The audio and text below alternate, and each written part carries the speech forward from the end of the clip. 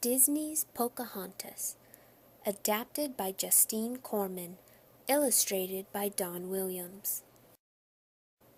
Listen to the voice of the wind as it tells the story of Pocahontas, the beautiful daughter of Chief Powhatan. Pocahontas loved the land and the many spirits that lived in the animals, the trees, and the wind. One day, Pocahontas visited Grandmother Willow, a wise old tree spirit. "My father wants me to marry the warrior Kocoum," Pocahontas told her. "But he is so serious, and lately I've been dreaming a strange dream of a spinning arrow." Grandmother Willow knew there was great wisdom to be found in dreams. "It is pointing you down your path," she told Pocahontas. "But how do I find my path?" Pocahontas wondered. "If you listen with your heart, you will understand," Grandmother Willow replied. "The spirits that live in all things will guide you." So Pocahontas listened to the wind and climbed Grandmother Willow's strong branches. Off in the distance, she saw some very strange clouds. But they weren't clouds. They were the white sails of a ship bringing men from England to the New World in search of gold. As soon as the boat touched the shore, a man called John Smith climbed a tree to see the wild land. He came face to face with Pocahontas's friend, Meeko. "Well, you're a strange-looking fellow," Smith said. John Smith had a feeling someone else was also nearby, so he hid and watched. Soon Pocahontas came into view. She was the most beautiful young woman he had ever seen. But when she saw him, Pocahontas ran to her canoe, quick as a deer. Smith ran after her. "Don't go, please. I won't hurt you," Smith called after her. Pocahontas could not understand the words the strange man spoke, but the sound of Grandmother Willow's words echoed in her mind. So Pocahontas listened with her heart and understood. She saw that John Smith's heart was kind. While Pocahontas and John Smith became friends, Smith's shipmates and Pocahontas's tribe were becoming enemies. The warriors watched from the shadows as the men chopped down the trees and tore up the beautiful land. Greedy Governor Ratcliffe urged the settlers to dig faster. He wanted gold. Then Ratcliffe's dog, Percy, spotted the Indians and yelped. "Savages! It's an ambush!" shrieked Ratcliffe when he saw the strange men in their buckskins. "Arm yourselves!" Musket fire echoed through the woods like deadly thunder. A young warrior dropped to the ground with a wound in his leg. "Namontack!" Kocoum cried as he rushed to rescue his fallen friend. "Back to the village!" Kocoum commanded. Kocoum carried his friend home. The medicine man had never seen a wound like Namontack's. Chief Powhatan raged. "These beasts invade our shores, destroy the land, and now this?" He told Kocoum to send messengers to all the other Indian villages. "We will fight these dangerous strangers together," Powhatan told his people. But even then, Pocahontas was talking to her new friend, John Smith. Meeko was searching Smith's pouch for some treats, but grabbed his compass instead. "What is that?" Pocahontas asked as Meeko ran off. "It tells you how to find your way when you are lost," Smith told her. "Meeko can keep it.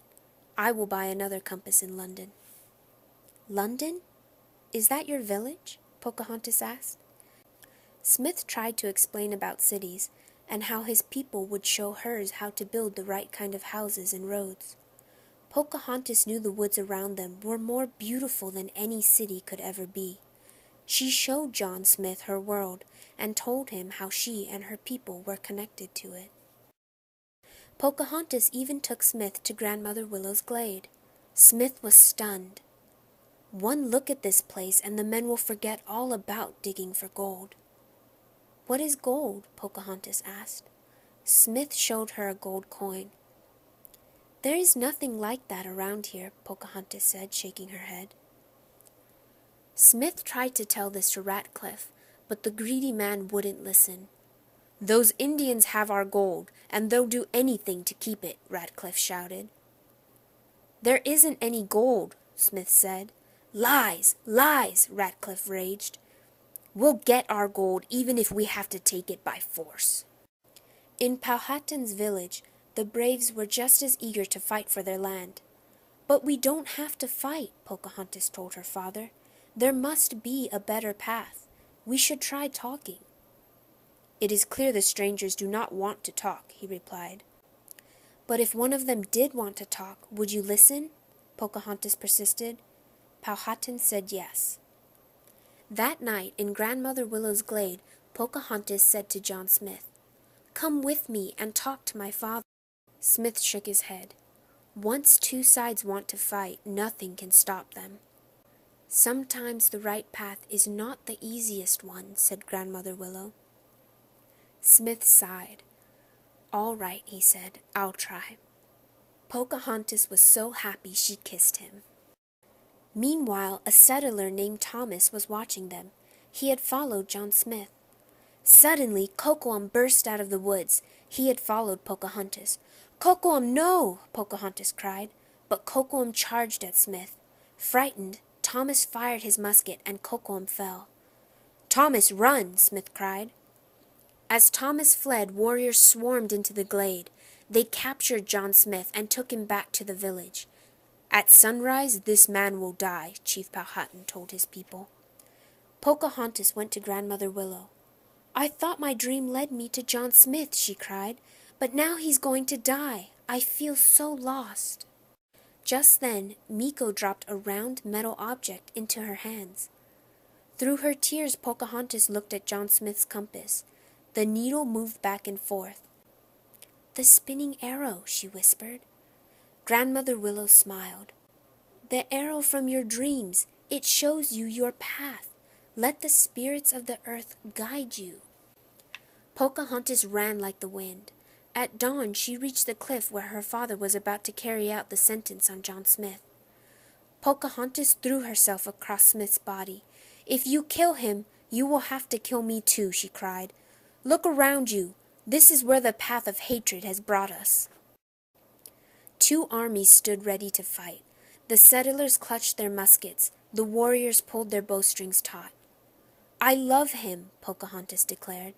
"This is the path I choose, father. What will yours be?" Chief Powhatan dropped his weapon. "If there's to be more killing, it will not start with me." The settlers lowered their guns. "Now is our chance," Ratcliffe commanded. "Fire!" But none of the settlers would shoot, so Ratcliffe grabbed a musket and aimed at Chief Powhatan.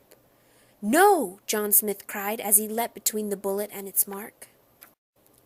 Smith had to return to England to get treatment for his wound. Ratcliffe was returning too, in chains. Pocahontas did not go with her friend.